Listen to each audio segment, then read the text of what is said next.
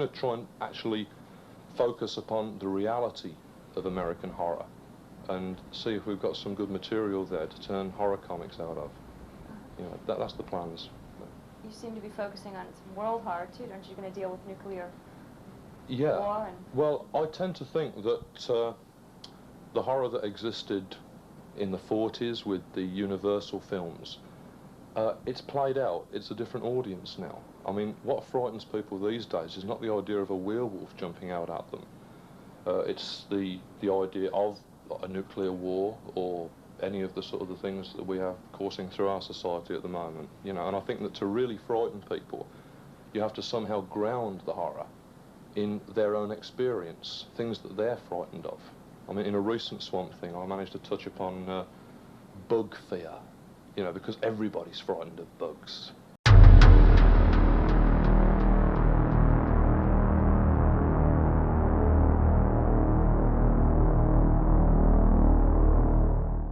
The idea of a big green creature living under a swamp or a lagoon is nothing new.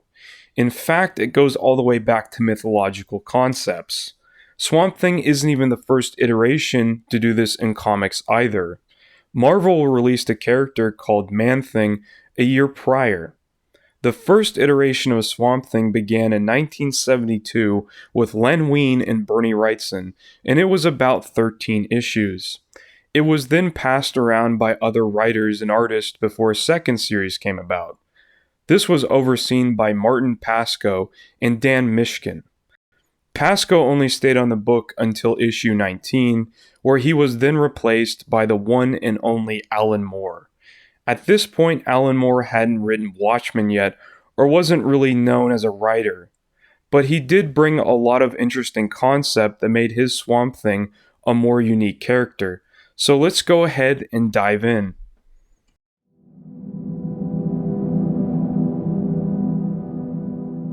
The first issue revolves around Swamp Thing discovering his arch-nemesis, Arcane, dead.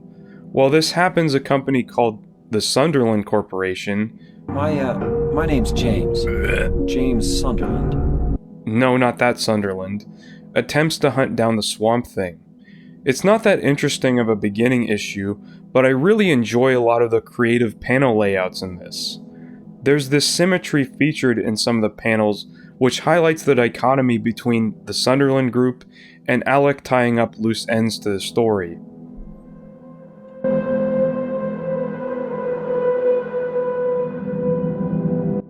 This is where Alan Moore's run of Swamp Thing really begins here, with the introduction of the character named Jason Woodrue, or the Floronic Man. He's had a couple appearances in comics before, but Alan Moore really taps into this character's potential. The basic gist is that he's been hired by Avery Sunderland to do an autopsy report on the Swamp Thing. This leads to one of the biggest twists in the whole run, where we find out that Swamp Thing is not Alec Holland.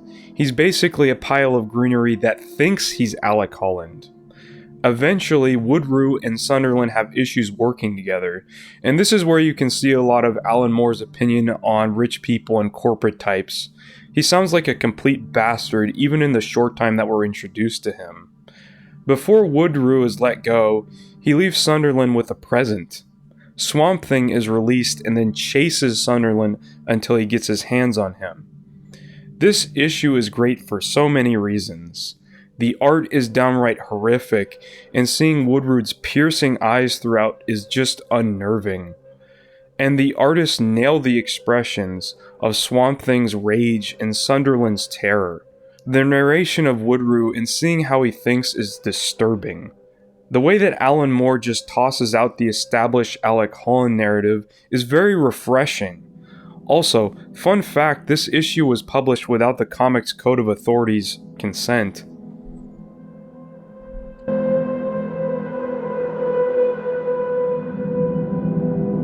After finding out about his origins, this causes Alec to become down in the dumps. He literally just turns into a pile of goop in the swamp. This is a perfect representation of what depression feels like. One can only imagine what it would be like to have your entire identity be a complete lie. Abigail and Matt eventually find him and try to cheer him up, although this fails. Woodrue then tries to reassure him, and he ends up continuing to study him. Most of the issue covers Swamp Thing's internal struggle to keep his humanity intact. I really like how trippy a lot of these panels are. Once again, the art really pulls a lot of the weight of the emotions. The color choices during the dream sections are also really cool and give it a surreal feeling.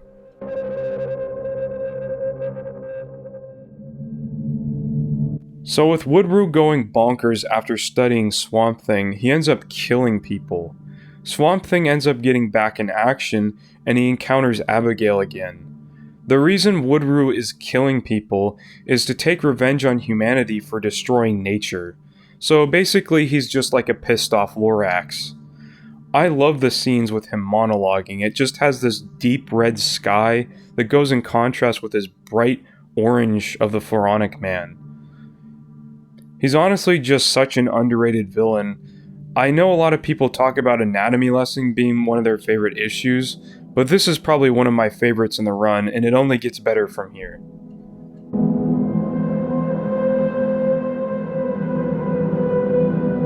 The situation has caused the Justice League to be concerned, as now Woodrue is going to increase the amount of oxygen in the environment and make everything very flammable.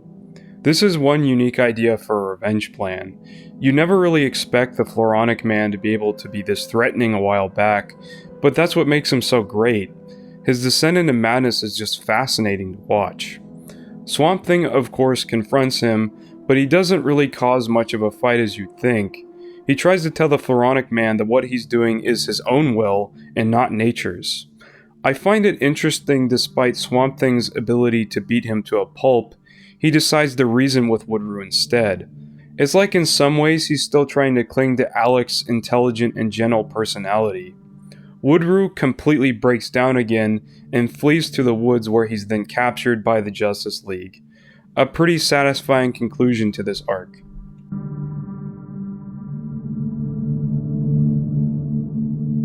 The season of autumn is setting in and brings many terrors along with it. We start off with a creepy man investigating around Baton Rouge, where he tells a few people how they're going to die. This man is Jason Blood, also known as Etrigan the Demon. This character was created by the legendary Jack Kirby, and like the name suggests, he has ties with a demon. We don't really get to see that in this issue, but we do get good news as Abby finds a job. She's doing better than I am. She's going to be working with autistic children and quickly gets introduced to one of them named Paul. Paul tells her to spell her name out, and she does so. The reason why Paul's obsessed with spelling is because some type of demon appears and kills people if they spell incorrectly. Things feel pretty ominous with Jason Blood and the Monkey King, but by the end of this issue, Jason's predictions end up playing out. A guy gets impaled by a swordfish, and it's just so brutal. It's like something out of Final Destination. Unfortunately for Paul, it seems that the Monkey King has reappeared again. This is a very straightforward horror story. Although it doesn't make me as tense as the Floronic Man, it's still fairly spooky.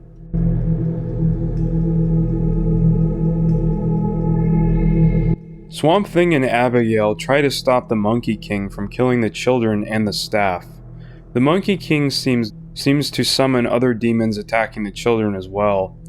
Etrigan shows up at the last minute to join in. I don't really have much to say about this issue, but one thing I would like to point out is that Abby's relationship with her husband has been on and off for a while. It just seems like such a miserable relationship with the two going back and forth like this. So the only person that she can really reason with is Swamp Thing.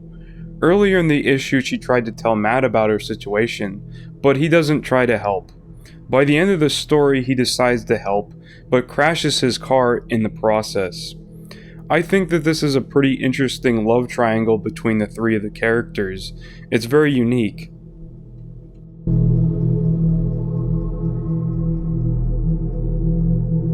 Wrapping up the Monkey King arc, Swamp Thing and Etrigan fend off the demon. While this happens, Matt is dangling from his car, and a fly starts talking to him.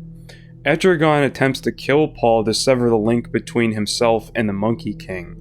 Etrigan has quickly become one of my favorite characters in this run so far, with his morally gray attitude and his poetic way of speaking.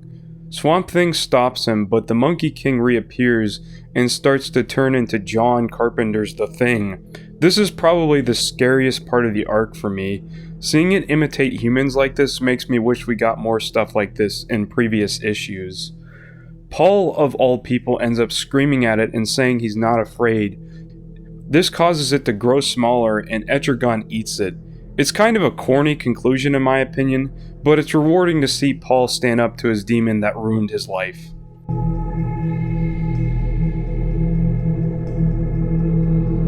With the Monkey King arc being so tense and whatnot, we finally get a story that attempts to slow things down a bit. It starts off with Abby and Swamp Thing having a light conversation until Alec Holland's ghost shows up. The rest of the story sees Swamp Thing revisiting his past and eventually digging up Holland's corpse. It plays out like that one scene in RoboCop where he revisits his home and the memories start to come back. So it's pretty light on story in this one, but you'll notice the art in this issue is different. Up until now, Stephen Bissett and John Totleben have been the ones taking care of the artwork, but this is where we see Sean McManus take charge. If you're familiar with Sandman, he also worked with a couple of story arcs for that as well. I really like his Swamp Thing here. He doesn't really look as intimidating as Bissett's and Totlben's, but he has a more streamlined and cartoony look to him.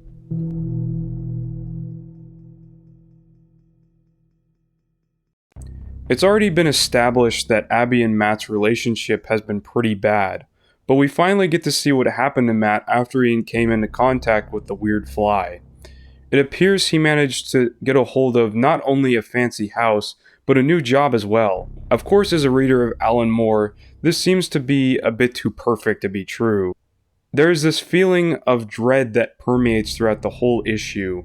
We get these creepy drawings of Abby covered in insects, and if you get creeped out by insects like me, this is very effective. Eventually, Abby gets the creeps and tries to run out of the house, but Matt and a couple of his work buddies want her to stay a little longer. Something about this feels a lot like Rosemary's Baby, with its uncomfortable relationship dynamic and dreamy segments. I'd say this one creeped me out the most. The idea of someone you've been in a relationship with turning into somebody completely different is a very real fear for a lot of people, which goes back to what Alan Moore's grounded approach to horror is like.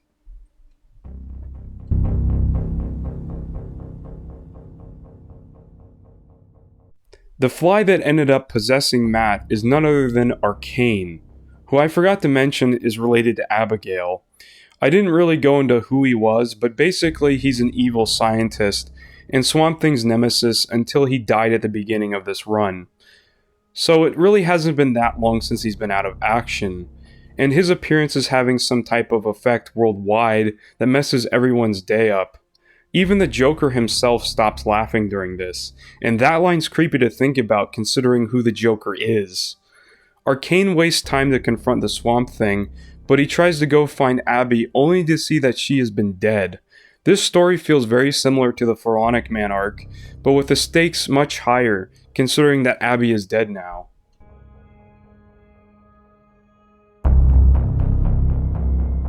Abby's death causes Swamp Thing to get incredibly angry, and he beats the shit out of Arcane once and for all. The problem is that Arcane's body is still tied to Matt's. Matt tries to regain his power over his own mind, and sends Arcane back to where he belongs. Matt then attempts to restore Abby's life, but ends up dying in the process. For as much of a dick that he was, this was pretty tragic for him to go this way. This is another time we get to see Swamp Thing absolutely mad, and I just love it when he snaps like this. I don't normally feel afraid of him, but he gets really scary when he's angry.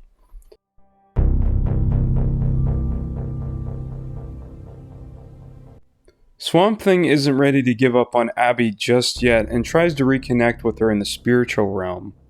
Here we get introduced to a rotating cast of guides for the Swamp Thing. Deadman shows up first, followed by the Stranger, the Spectre, and finally Etrigan again. I really like how Moore leans into the spiritual aspects of this world. It makes the universe feel colossal, and his interpretation of the afterlife is really interesting. As Swamp Thing and Etrigan try to find Abby, they end up running into past foes. The first being Sunderland, and there's an unintentionally funny panel where Swamp Thing is covering his mouth because he's left so shocked by what he's seeing. The next character they run into is Arcane, who's been put in a pretty grim position. I think Stephen Bissett and Tottleben did a great job of trying to make hell look so unpleasant. Finally, they reach Abby, and Swamp Thing shoos a couple of demons away from her and tries to exit to the realm back on Earth.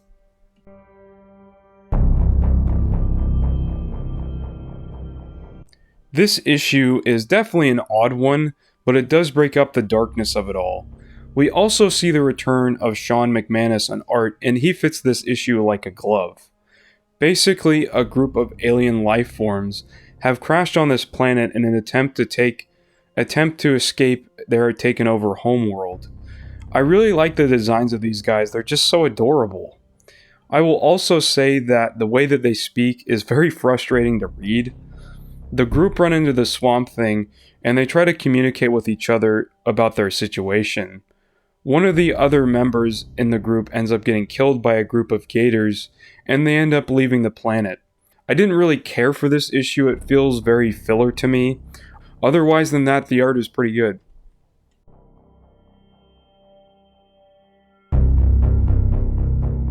We finally get more Abby-focused material with her drifting into sleep and encountering Cain and Abel. These guys became the henchmen of Sandman when Neil Gaiman took over. Abby gets told a story by Abel that essentially is a retelling of the Swamp Man story with minor variances. For example, instead of Swamp Thing being called Alec Holland, it's Alex Olsen. The neat thing about this part is it's illustrated by the one and only Bernie Wrightson and written by Len Wein, and it's good to have him back considering Wrightson also used to work on the House of Mystery that featured Cain and Abel. Abel tells Abby that there's been previous versions of Swamp Thing, and every so often Earth chooses another elemental, and I think this is a really cool way of handling past incarnations of the Swamp Thing. After the story finishes, Abel is then killed by Cain out of jealousy and won't let Abby remember any of the dream. This is pretty interesting, but I imagine if you don't have any information on previous Swamp Thing works, this would probably lose the effect of it.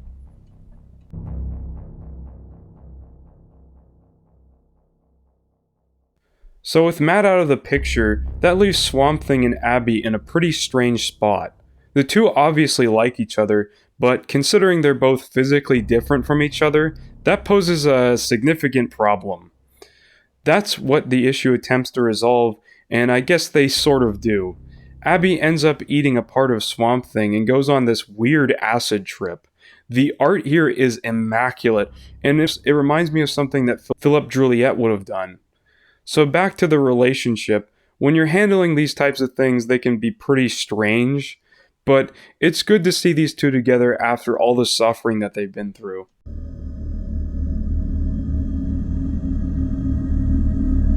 Now we get to the scariest part of this run, Pennsylvania. Well, sort of. There's a bum and another guy talking back and forth at the beginning. This bum is named Bob, and the other guy that he's talking to is a little bit off his rocker. Apparently he really likes the waste that came from Blossomville, Pennsylvania. This is a pretty obvious commentary on the dangerous aspects of nuclear weaponry. Around 1985, when this was coming out, there were nuke tests in the Soviet Union, so there makes sense why there'd be a fear of these things.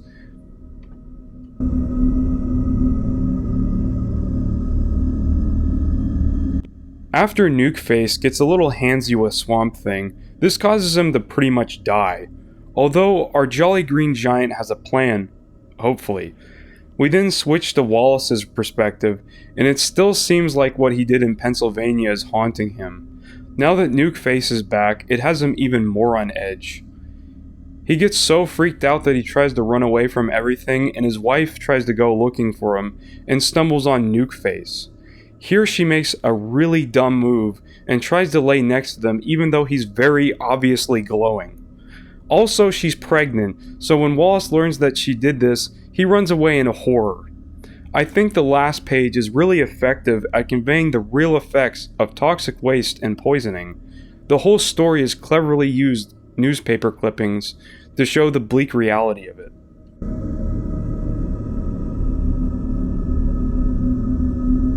With this issue, we get introduced to John Constantine, and this is where he originally came from before he was given his own comic series later on. From what I understand, he's an occult detective, and he's preparing for the return of Satan himself, or something. Luckily, Swamp Thing is finally starting to recover, and John Constantine tries to tell him about his origins, and says something along the lines of him being the last Earth Elemental.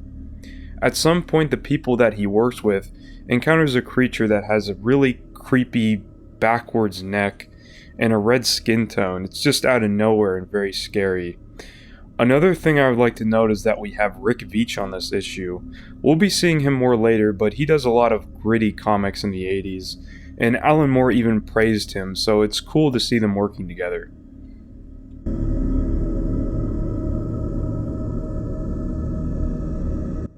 Swamp Thing attempted to relocate in Rosewood to meet up with John Constantine. Over in Rosewood, there are these creatures who have been living underwater, where we see them take their victims. This hits a little harder if you're afraid of being dragged under deep, murky water, which I think most people are. Swamp Thing makes it to Rosewood, but was tricked by Constantine into doing dirty work for him, and actually giving him information later on. Apparently, the creatures hiding in the depths are actually vampires who have been there since the flood of Rosewood. This is actually an interesting take of vampires because I've never heard of aquatic vampires, so that's neat. It kind of sounds like some type of corny movie you'd see in the 80s get greenlit.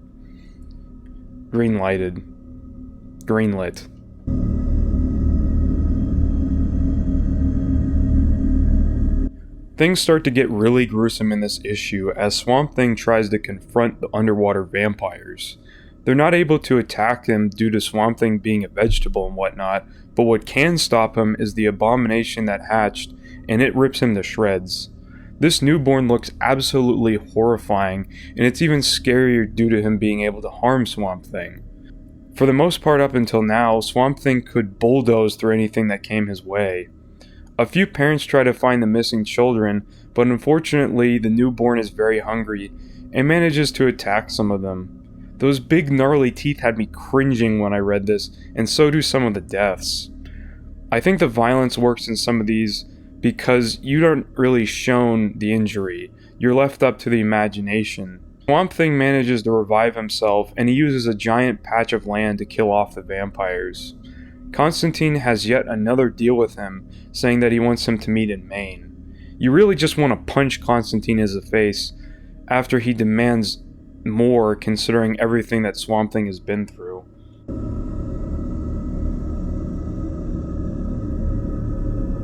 So far we've dealt with radioactive men, vampires, so what's next on the cliche monster checklist? Werewolves, but not just any type of werewolf, a female werewolf. The woman's name in question is Phoebe, and she has a troubled marriage and doesn't seem too fond of the world at large. Her anger builds up inside her, causing her to transform into a werewolf. I gotta say this is one of the most bizarre werewolf transformations that I've ever seen. The way that she transforms causes her skin to basically just fall off. Swamp Thing senses her and tries to stop her, but she ends up killing herself by running into a store and falling into knives. I think that this is an interesting commentary on how society tends to view and treat women, especially how women with anger issues are viewed.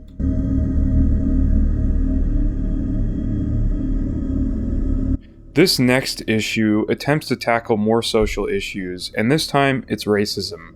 Since this takes place in Louisiana, it's very topical to discuss things like racism. Louisiana has a very long history of slavery starting all the way back in the early 1700s. There's some type of play that's being rehearsed in the old Jackson House.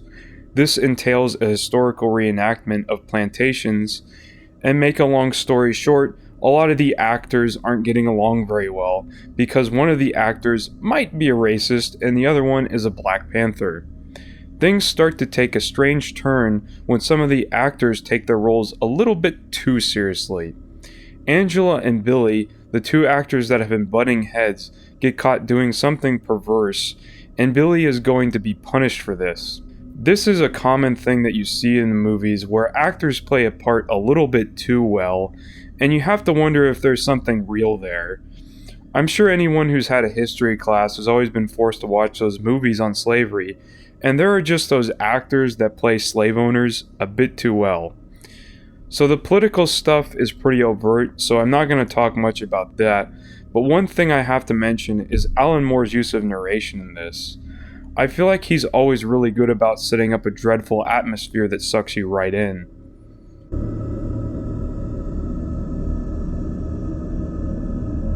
Reaching the conclusion of this story, the dead have come back to take revenge on the plantation.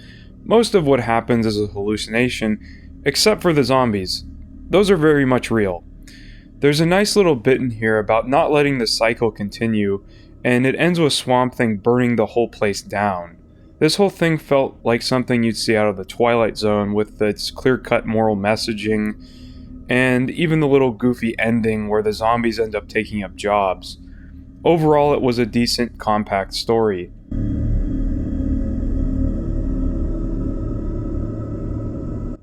I was surprised this ended up being one of my favorite issues in the run.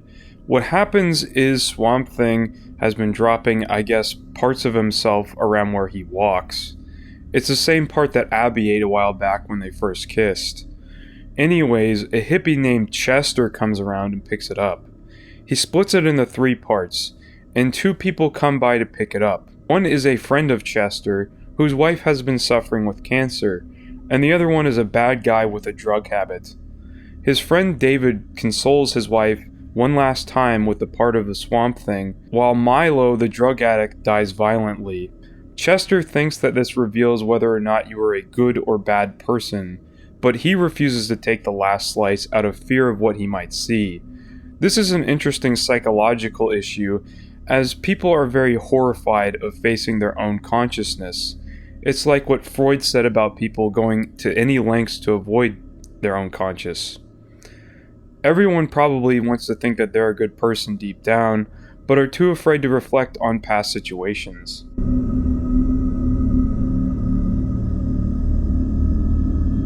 Now the weather has been acting strange due to Constantine's warnings a while back.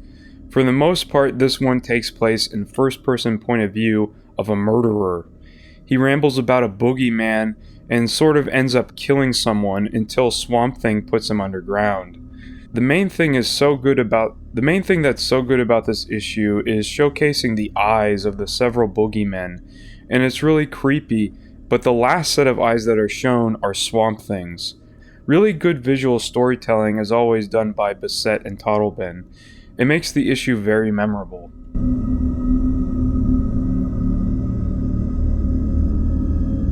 I think this might be the first issue that I don't really care for.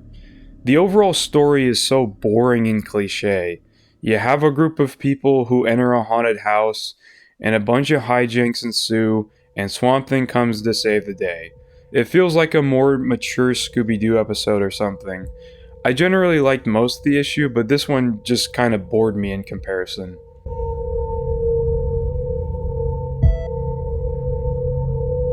The apocalypse is finally beginning, and it's not just the end of one world, but the end of the multiverse. You see, this was taking place during the DC event known as Crisis on Infinite Earth, which was a huge crossover series for DC. Once again, this is another horrific world-ending plot that Alan Moore has constructed. It appears that a cult in South America called the Brujeria are the ones that are taking advantage of the situation, which is a cult of male witches that have been trying to conjure something. The dread throughout the issue is permeated through not only the art, but the scale of this event is so catastrophic and things move so quickly. The lore behind this cult makes it feel very well thought out, and it feels like something that could exist in our world.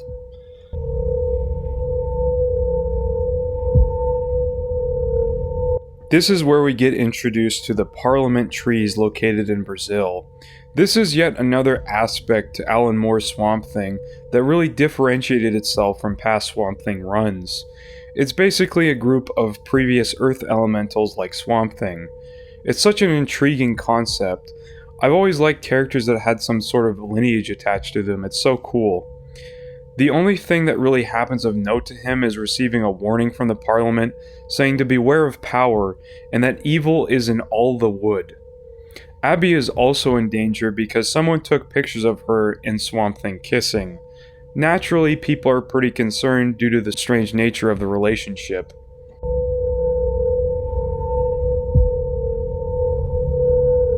Now it's finally time for the group to attack the Brujeria, and Constantine brought along a couple of friends with him. Things take a quick turn when they enter the cave and immediately get attacked. Constantine gets knocked out and captured, and for the other two, only one of them comes back. You really get some messed up body horror in here with Judas' heads being transformed into a freaking bird. The body horror in this arc so far has been really good, and it keeps up with that trend. Before Constantine is drowned, the Swamp Thing comes to rescue him, and we switch back to Abby, who is literally being arrested just for her relationship with Swamp Thing. This is a really weird plot point, and I don't know how I feel about it. It just doesn't make any sense, but I think that's the point.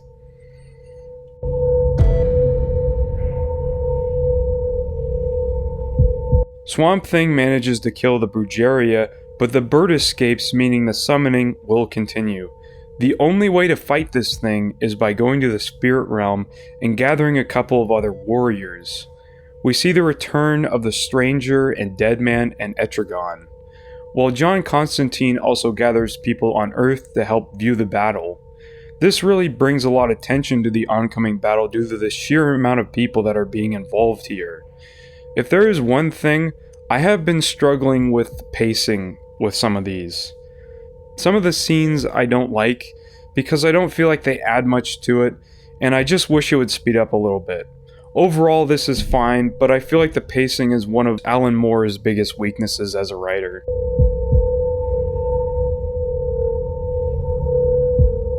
The end is finally in sight, and it's not an easy battle ahead for our main characters, as even Dr. Fate ends up joining the crew. This thick black mass ends up consuming some of the characters and poses the question, what is the purpose of evil? Each of them have their own interesting perspective on its purpose. Unfortunately, some of the people engaging in the seance end up burning to death. This situation is just so tense because you don't know which one of them is going to end up dying. It even goes on to kill Spectre, and the stakes immediately are raised higher. Swamp Thing tries to confront the creature and has his own idea of evil. Unfortunately, I am dumb, so some of this went over my head, but this causes the creature to finally disappear, concluding the American Gothic story arc. This was an introspective look at a lot of the dark parts of America, and I think Alan Moore handled it pretty well. Some parts were more interesting than others, but this is a really legendary arc.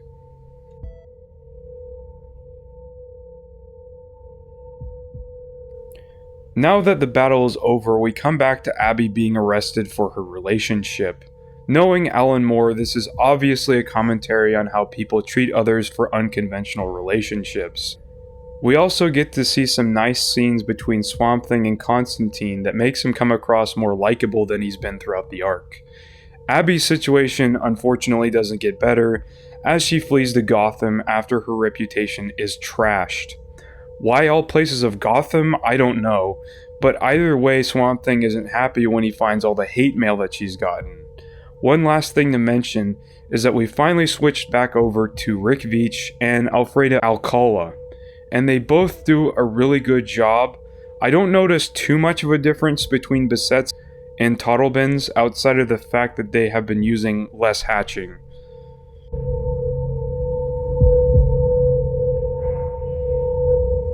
Swamp Thing moves his way through Gotham City, and this is exactly where we see what the Parliament of Trees warned us about a while back. Usually we haven't seen him lose control like this, And like I said before, it's really scary. Considering everything that he's gone through, it's a wonder he didn't do something like this before. Due to the fact that he's garnering more attention from the relationship, this catches the attention of the DDI. Things get even worse as they link him back to the Sunderland Corporation. Now a lot of people want him dead, and Lex Luthor is taken task to do so.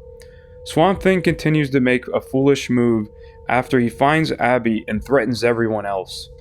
So far, Swamp Thing has been pretty reasonable and morally upright. I think this is really refreshing to see him starting to make more flawed emotional decisions like this.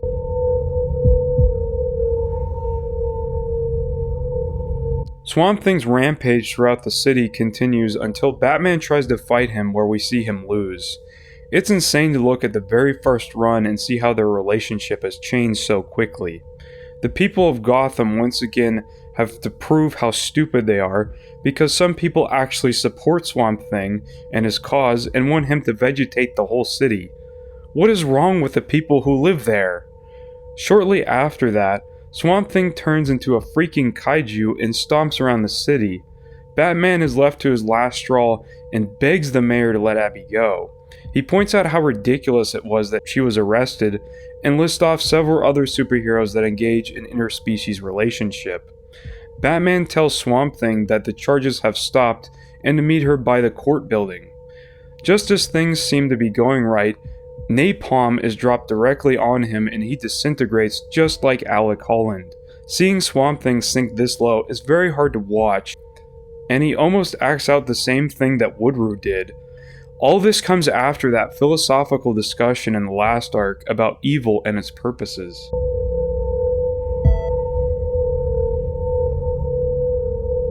Abby is all left by her lonesome, or so she thinks so, as she's been summoned by someone to talk about her experiences with the Swamp Thing. This person is Liz, and if you remember, she was one of the few surviving friends during the Sunderland Corporation days. Dennis is also alive too, but the thing is, he's completely insane and makes Liz super paranoid. At some point he breaks into the house and yells at her for not following his orders. It's really tragic to see these two just completely live their lives in fear after that incident. Abby and Liz run away and are chased by Dennis until he gets eaten by gators. I almost feel bad for Dennis considering he's obviously not in his right state of mind here, and ends up going out like Captain Hook.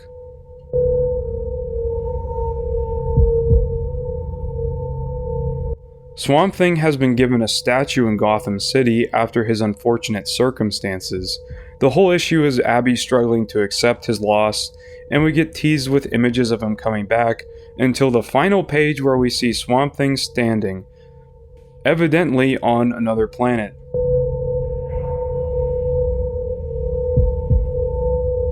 This planet is completely blue, and basically the whole thing is Alan Moore tripping balls.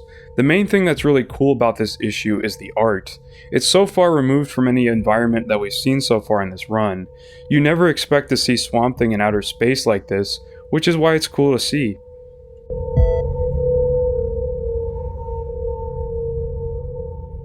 This issue revolves around a character I'm unfamiliar with named Adam Strange, and an ongoing conflict about his planet's state.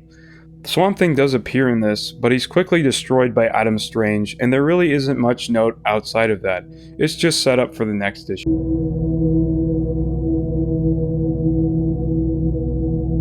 Swamp Thing returns Adam's jetpack, and the two exchange their stories peacefully. Swamp Thing attempts to restore Ron's vegetation, and this causes Hawkman and Hawkgirl here to get upset. If he restores the vegetation, then they can no longer exchange technology. I'm not really familiar with these two characters, but I was surprised to see them taking the role of villains here. Not only are they killed, but they're killed in a pretty brutal way too. After all that strife, they end up having a happy ending with the vegetation on Ron being restored. I didn't really know how to feel at the beginning of this story, but this issue made me really like this little arc. It's an interesting political conflict between the two planets. It's comparable to some real-world conflicts as well.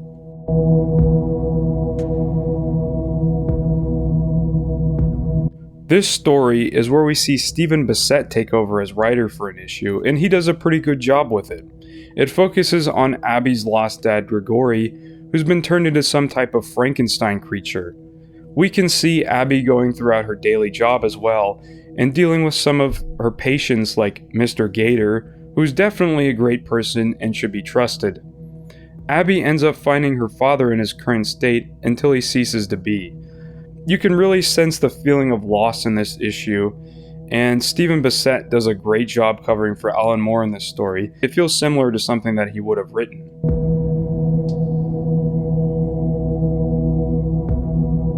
So Swamp Thing travels through space, and he ends up going to this living planet called Technus, and he's pretty frightened by this, so that means a lot. Unfortunately for the big green guy, he ends up basically going through some sort of reproductive system, so he probably has some mental scars from that. When she's finished with him, she spits him back out into space. Other comments I would like to make here is the art in this is so good. Very trippy sci-fi goodness. It's like something that Jack Kirby would have made back in his heyday.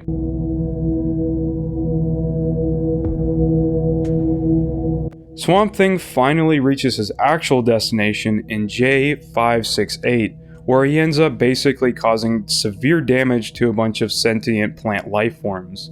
They look really goofy, and they have a Green Lantern named Metaphil. After causing so much problems, the two eventually reach an understanding, and Swamp Thing is off once again.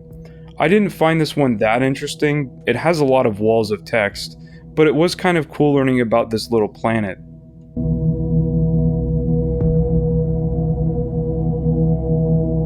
Swamp Thing arrives on another planet, but this time there's another lost soul on it as well. This is Meton, who is another character that Jack Kirby created that Alan Moore wanted to include. Meton's chair that allows him to travel across the universe has broken, but Swamp Thing decides to help out and become the chair himself. They end up launching through space and time and end up meeting with Darkseid. I didn't think this issue was bad, but I'm starting to get a little impatient for Swamp Thing's return to Earth here. In my opinion, it really didn't add much, especially due to the fact that I don't really care or know much about Darkseid.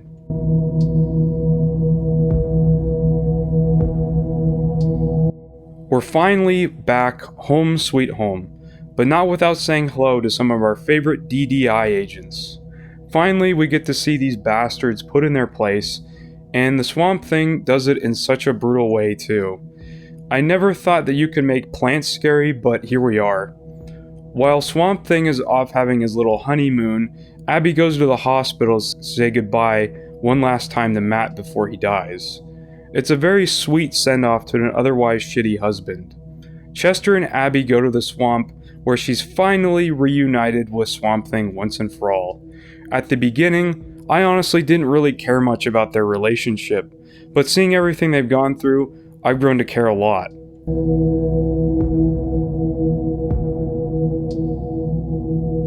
Okay, this is it. Now, everything has a happy ending, our lovebirds are back together, and even build a house of their own. The DDI is done for, and all their threats have perished. Chester introduces himself to Swamp Thing, and Liz even drops by to say hello to her old friend Alec. And everyone lives happily ever after.